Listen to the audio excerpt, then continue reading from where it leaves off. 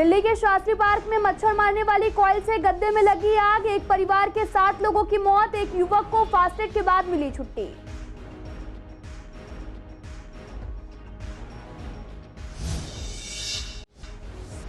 Shahdara south zone के निगम की अनुमति के बिना सरकारी जमीन पर बन रही मस्जिद। अखंड भारत मोर्चा ने की थी शिकायत। निगम ने निर्माण कार्य पर लगाई रोक।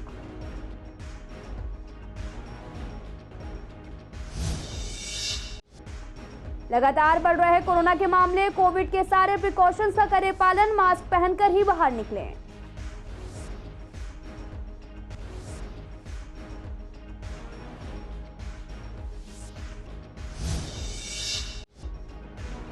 पूर्वी दिल्ली के कई इलाकों में जल भराव। रुक रुक कर हुई बारिश से सड़कों की हालत खस्ता। लोगों को हो रही काफी परेशानी।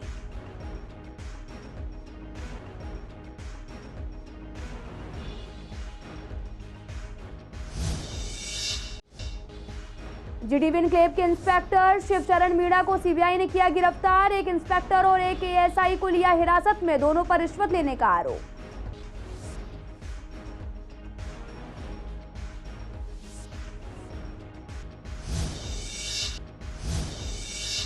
नमस्कार, मैं आपके साथ अंकिता पाल। आप सभी का पूर्वी दिल्ली खास में एक बार फिर से स्वागत है। रुक करते हैं खबरों की तरफ। दिल्ली के शास्त्री पार्क इलाके में हुए हादसे में शुक्रवार को 7 लोगों की मौत हो गई। आपको बता दें कि हादसे की वजह मॉस्किटो कॉइल की वजह से गद्दे में आग लगना बताई जा रही। साथ ही शनिवार सुबह लगभग 9 बजे सूचना मिली थी कि बुलंद मस्जिद के पास एक घर में आग लग गई। इसके बाद पुलिस और आस पड़ोस के लोगों ने आग बुझाने का काम किया और अंदर फंसे लोगों को बाहर निकाला। पुलिस अधिकारी ने बताया कि आग लगने से घर में भरे धुएं की चपेट में आने से 9 लोग बेहोश हो गए। मशक्कत के बाद में सभी 9 लोगों को बाहर निकाला गया। पास के जग प्रवेश अस्पताल में भर्ती कराया गया। अधिकारी ने बताया कि अस्पताल में 7 लोगों की मौत हो चुकी है और साथ ही एक युवक को फास्टेग के बाद छुट्टी दे दी गई है, जबकि 2 को जीडीबी अस्पताल में भर्ती कराया गया। जब मेरे पास फोन आया कि आग लग गई तब मैं भागता हुआ घर पे इधर आया। तब देखा आग लगी हुई थी। सब भाई हमारे लगे हुए थे बुझाने में आग। जब बुझा रहे थे आग तो हम ऊपर गए, सब लोगों को बचाया। जितने लोग थे सब बचाने के बाद फ़ोन करा। फ़ोन करने के बाद पानी वाले आए। उसके बाद आग बुझाई। बुझाने के बाद पुलिस भाई सब आ गए, सरवर आप आ गए। उसके बाद सब ले गए अस्पताल। उसके बाद से कार्रवाई चल रही। हमने 6-7 लोग भेजे थे कम से कम। महिलाएं तो एक थी, बाकी सब जेंट्स थे। एक बच्चा था। ये धुएं से मरे हैं जी। अच्छा, जला के क्या सो रहे थे रात को? ये तो सर बतला रहे थे कि मोर्टिन जला रहे थे या अल्लाह बेहतर जाने क्या हुआ ये। बाकी आग कैसे लगी वो कोई मोर्टिन बतला रहा है, कोई कैसे बतला रहा है, अभी कंफर्म नहीं हुआ हमें भी। जैसा आप देख सकते हैं बिल्डिंग का कॉम्पोजिशन पूरा G+4 अपर फ्लोर्स है, जिसमें ग्राउंड फर्स्ट और सेकंड पे रेजिडेंशियल था और थर्ड पे जीन्स बनाने की छोटी सी यूनिट है। लोग नीचे रहते थे। नीचे ग्राउंड फ्लोर के लास्ट कमरे में फायर हुई है और उसी के बगल से सीढ़ियाँ ऊपर जा रही हैं। सीढ़ियों में या बिल्डिंग में आप ऑलमोस्ट नेग्लिजिबल वेंटिलेशन है। नीचे जो ग्राउंड फ्लोर पे आग लगी उसके वजह से जो धुआं और फ्लेम जो हीट इकट्ठी हुई वो ऊपर के फ्लोर्स पे वेंटिलेशन नहीं होने के कारण बिल्कुल ही लॉक हो गई। उसमें 3 कैजुअल्टीज़ तो हमारे लड़कों को फर्स्ट फ्लोर पे मिली। जो धुआं इतना ज़्यादा था कि ब्रीदिंग एपरेटस पहन के ऊपर जाना पड़ा फर्स्ट फ्लोर पे, और एक कैजुअल्टी हमें सेकंड फ्लोर पे मिली है। थर्ड फ्लोर पे शायद कुछ लोग एस्केप होने में कामयाब हुए। एग्जैक्टली अभी हमें पता नहीं है कि कितने लोग वहाँ से निकले हैं। गाजीपुर लैंडफिल साइट के पास सरकारी जमीन पर बनी मस्जिद परिसर में निगम की अनुमति के बिना धड़ल्ले से नया निर्माण कार्य किया जा रहा। दीवारों के सहारे पिलर भी खड़े किए जा रहे। साथ ही एसडीएम के आदेश के बाद काम को बंद किया गया। इस पर अखंड भारत मोर्चा का कहना है कि निगम के बिना मंजूरी के निर्माण कार्य चालू रहा, जिसको अभी रोक दिया गया है, लेकिन उसको हटाया नहीं गया। अखंड भारत मोर्चा से संदीप आहूजा ने बताया कि लगातार इस अवैध निर्माण के लिए शिकायतें भी की जा रही हैं और अधिकारियों को इस अवैध निर्माण के लिए अवगत भी किया जा रहा। निर्माण कार्य को रोक दिया गया, लेकिन उसको वहां से हटाया नहीं गया।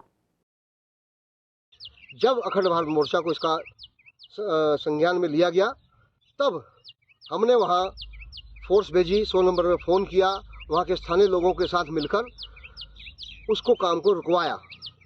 वो काम रुका हुआ था, फिर यकायक एकदम वो काम शुरू हो गया।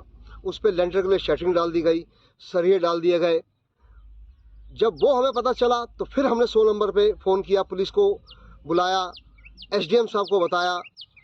इस विषय पे लगभग सभी विभागों को अखंड भारत मोर्चा की ओर से सूचित किया जा चुका है, बताया जा चुका है, जानकारी दी जा चुकी है।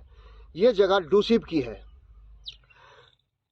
डूसीब की ये जगह, क्योंकि वो दिल्ली सरकार का एक विभाग है, वो आंखें मूंद के बैठा हुआ है कि उसकी ज़मीन कहाँ है, कौन कौन उस पर कब्जे कर रहे हैं, भूमाफिया किस प्रकार से उसके ऊपर झुग्गियाँ झोपड़ी बसा देता है। ये बातें डूसीब के को सोचनी चाहिए। उपराज्यपाल जी जो दिल्ली के देख रेख में जिनकी दिल्ली चल रही है, उन्हें इसे संज्ञान में लेना चाहिए। कुल मिला के बात यह है कि ये चाहे ज़मीन एमसीडी की हो, चाहे ये ज़मीन डीडीए की हो, चाहे किसी भी डिपार्टमेंट की हो, जगह तो सरकारी है। मगर जब यदि जगह सरकारी है, उसके ऊपर निर्माण चल रहा है, हाई कोर्ट का सीधा आदेश है कि दिल्ली के अंदर यदि कोई अतिक्रमण होता है तो पुलिस को उसे रोकना है। यदि पुलिस उसे नहीं रोकती है तो उसकी जिम्मेदार है। इस पूरे केस के अंदर दिल्ली पुलिस के बड़े अधिकारियों की बात नहीं करता, मगर स्थानीय थाना गाजीपुर इसमें पूरी तरह उनके संरक्षण में, उनके जो थानाध्यक्ष हैं उनके संरक्षण में।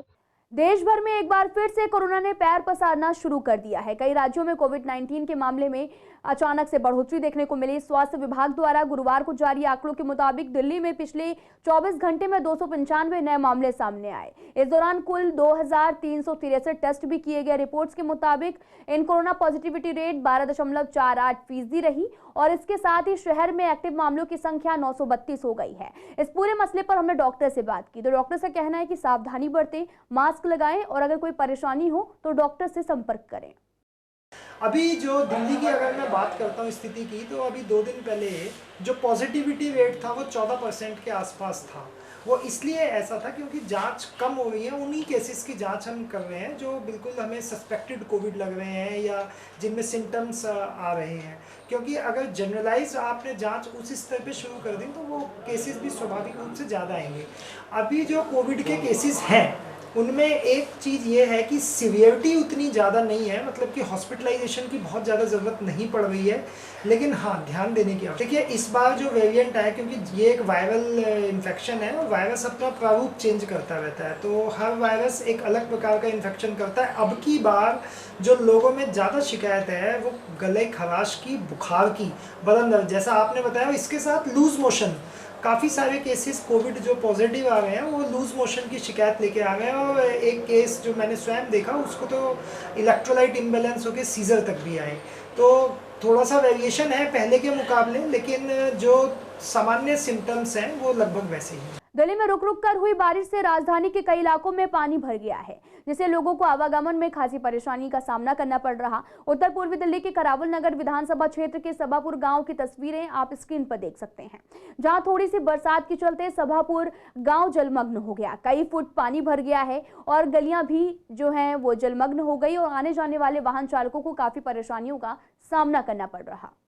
दिल्ली पुलिस के इंस्पेक्टर और एक एएसआई को सीबीआई ने हिरासत में लिया है। दोनों पर रिश्वत लेने का आरोप है, लेकिन सीबीआई को रिश्वत के पैसे नहीं मिले। हालांकि सीबीआई ने इस मामले में कुल 3 पुलिस वालों को हिरासत में ले लिया है, जिसमें जीटीबी इनक्लेव के इंस्पेक्टर शिव चरण मीणा भी शामिल हैं। आरोप है कि इन्होंने हत्या के आरोपी रविंद्र चंद की जमानत रद्द कराने देने की धमकी देकर उनसे 1 लाख रुपए भी मांगे थे। सीबीआई की टीम ने थाना परिसर सहित आसपास के कमरों, गलियारों और आदि की तलाशी भी ली, लेकिन बरामदगी में कुछ नहीं मिला। इस पूरे मामले में सीबीआई ने एफआईआर दर्ज कर ली है और अभी भी तीनों लोगों से पूछताछ जारी है। सीबीआई ने शाहदरा डिस्ट्रिक्ट के जीटीबी एनक्लेव थाने में छापामारी शुरू करी, जहां पर एक इंस्पेक्टर से पूछताछ की गई। अभी भी हम उस थाने के बाहर खड़े हैं। जिस तरीके से आप देख सकते हैं, ये जीटीबी एनक्लेव थाना है, जहां पर आपको बता दें कि दिल्ली पुलिस के इंस्पेक्टर एक एएसआई को सीबीआई ने हिरासत में लिया था। दोपहर लगभग 12:30 बजे सीबीआई द्वारा टीम थाना जीटीबी एनक्लेव में जांच निरीक्षक शिव चरण मीणा को हिरासत में ले लिया था। पुलिस वालों पर आरोप है कि उन्होंने मर्डर केस में आरोपी की जमानत रद्द करने की रिश्वत मांगी थी। रविंदर दरअसल मर्डर के आरोपी है, वह जमानत पर बाहर रहा था। सीबीआई की टीम ने थाना परिसर समेत आसपास के जो इलाके हैं उसको भी देखा है और अंदर की जांच भी उन्होंने की है। वहीं आपको बता दें कि ठीक शाम को 8 बजे पुलिस तीनों लोगों को सीबीआई हेडक्वार्टर लेके गई थी और बारीकी से जांच की गई और सीबीआई ने उसके बाद एफआईआर भी दर्ज करी। अभी भी उनसे पूछताछ जारी है और सीबीआई जो है आगे की इन्वेस्टिगेशन कर रही है। वीडियो जर्नलिस्ट रविकांत के साथ मोहित शर्मा, सीसीएन लाइव, दिल्ली। मौसम का मिजाज बदल गया है। तेज हवाओं के साथ साथ बारिश की वजह से लोगों को गर्मी से राहत मिली तो वहीं दूसरी तरफ बेमौसम बरसात और तेज हवाओं ने कई इलाकों के अंदर हादसों को भी दावत दिया। ताजा मामला दयारपुर इलाके के नेहरू विहार का है, जहां एक मकान के दूसरे मकान की छत पर दीवार गिरने से वहां पर बैठे एक बुजुर्ग की मौके पर ही मौत हो गई। आनन फानन में सूचना पर पहुंची पुलिस ने बुजुर्ग को पास के हॉस्पिटल में भर्ती कराया, जहां इलाज के दौरान बुजुर्ग की मौत हो गई। फिलहाल पुलिस पूरे मामले की जाँच कर रही। राजधानी दिल्ली के दयालपुर थाना के नेहरू विहार इलाके की गली नंबर 8 के मकान नंबर 413 के अंदर एक सिलेंडर फट गया। वहीं स्थानीय निवासियों का कहना है कि मकान पिछले 4-5 दिन से बंद पड़ा था। किराएदार भी 4 दिन के लिए अपने गांव गए हुए हैं। दरअसल पूरा मामला रामनवमी वाले दिन का है। फायर ब्रिगेड की टीम ने बताया कि मकान में हुए हादसे के अंदर काफी जोरदार ब्लास्ट हुआ। दिल्ली पुलिस आनन फानन में पहुंची और किसी की जान का कोई भी नुकसान नहीं हुआ है। आवाज़ आई, हमने सुना आवाज़ तो सारी पब्लिक आ गई। फायर ब्रिगेड आए, सबने चेक किया, सिलेंडर फटा हुआ था, कोई रहता नहीं था, कोई हादसा नहीं हुआ। सिलेंडर की आवाज़ बहुत ज़्यादा तेज़ थी। कहीं गांव रहते थे, मकान मालिक कहीं और रहते। अब ये नहीं पता, वो किराएदार कह रहा है कि हम तो 2-4 दिन से गांव गए हुए थे, उसका भाई वगैरह। किसी को कुछ पता नहीं, अब जैसे रहते कौन ध्यान करेगा कोई। हमने भी किराएदार रखे हुए रह रहे होंगे वहाँ गोर के। देरी तो लगती, थोड़ा बहुत तो देर लगता ही है जी। अब आने जाने में भीड़ है, पब्लिक है, जाम है। अब एकदम तो हो नहीं था। वो उन्होंने अपनी अपनी ड्यूटी निभाई सबने। फटाफट फायर ब्रिगेड भी आई, एम्बुलेंस भी आई। सब वेतन को लेकर निगम कर्मचारियों में काफी आक्रोश देखा जा रहा। कर्मचारियों का कहना है कि बजट पेश हो गया है, लेकिन बजट में हमें कुछ भी नहीं दिया, जिस कारण निगम कर्मचारियों को वेतन के लिए बार बार हड़ताल और प्रदर्शन करना पड़ रहा। निगम कर्मचारियों की बार बार हड़ताल से लोगों को काफी परेशानियों का सामना करना पड़ रहा, लेकिन सरकार का निगम कर्मचारियों की ओर कोई भी ध्यान नहीं है। देखिए, बजट से तो हमारे को कोई लाभ नहीं हो रहा है। दूसरे महीने की तनख्वाह और ड्यू हो गई है और आज 31 तारीख हो गई है, तनख्वाह फरवरी तक की अभी तक नहीं आई है। कर्मचारी भूखमरी के कगार पर हैं।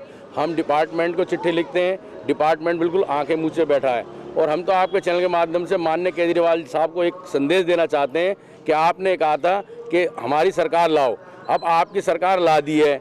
आपके जो वादे थे, ठेकेदारी प्रथा बंद करूँगा, कच्चों से पक्का करूँगा, समय पर सैलरी दूंगा, तो अब अपने वादों पर खरे उतरे ना जी।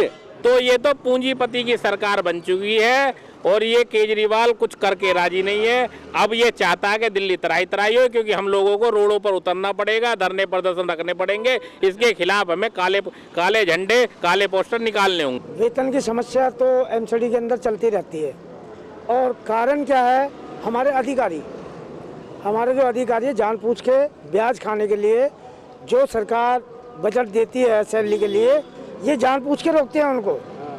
हमारे साहब एसी साहब जानबूझ के रोकते हैं।